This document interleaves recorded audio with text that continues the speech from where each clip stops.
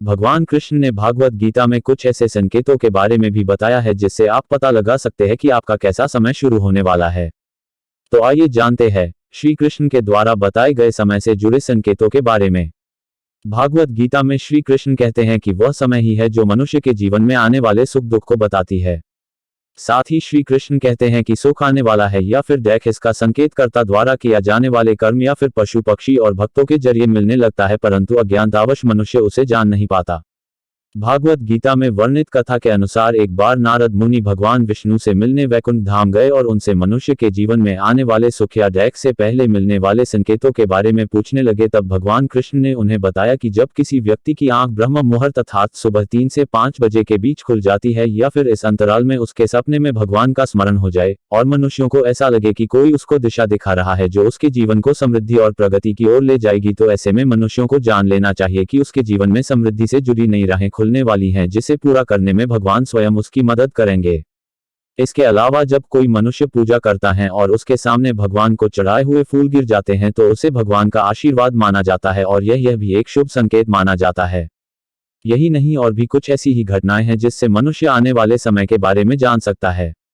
जैसे जब कोई मनुष्य सुबह उठते ही शीशे में अपना चेहरा देखता है और उसको अपना चेहरा बहुत ही खिलखिलाता और चमकता हुआ लगता है और ऐसा कुछ दिनों तक लगातार ऐसा ही होता है, तो ऐसे में मनुष्यों को जान लेना चाहिए कि उसका अच्छा वक्त शुरू हो गया है।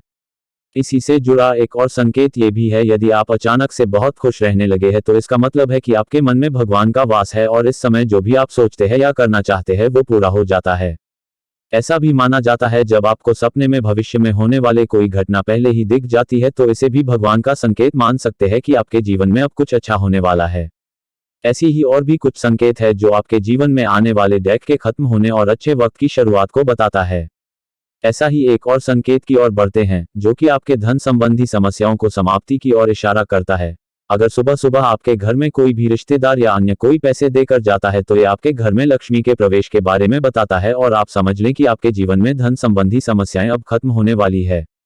आगे श्री कृष्ण धन संबंधी समस्याओं से जुड़े संकेत के बारे में कहते हैं कि यदि किसी मनुष्य के हाथों में पैसे नहीं रुकते और फिर अचानक से उसके हाथों में धन रुकने लगते हैं तो मनुष्यों को समझ जाना चाहिए कि उसकी खाली जेब के भरने के समय का संकेत है जो उसके जीवन में चल रहे कष्टों को खत्म कर देगा।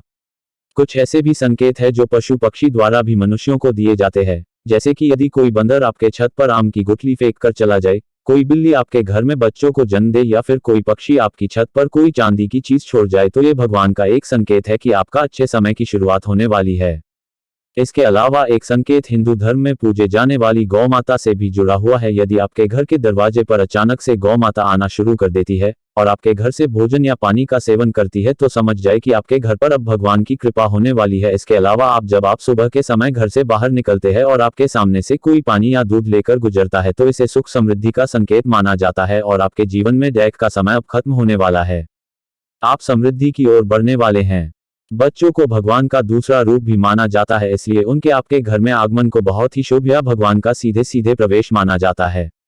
ऐसा कहा जाता है कि यदि कोई बच्चा आपके घर रोज जाकर आपके आंगन में खुशी से खेल रहा हो तो निश्चित रूप से आपके घर में खुशियां आने वाली है। ऐसा भी माना जाता है जब आपके दाहिने भाग विशेषतः दाएं गाल, बाजू और दाहिने हाथ का फड़कता है तो ये आपके जीवन में सुख समृद्धि का संकेत होता है। ऐसा भी कहा जाता है अगर आप कोई जरूरी काम करने जा रहे हो और आपके रास्ते में कोई बच्चा या कन्या आपको देख के मुस्कुराते हैं तो आपका वो काम जरूर बन जाएगा।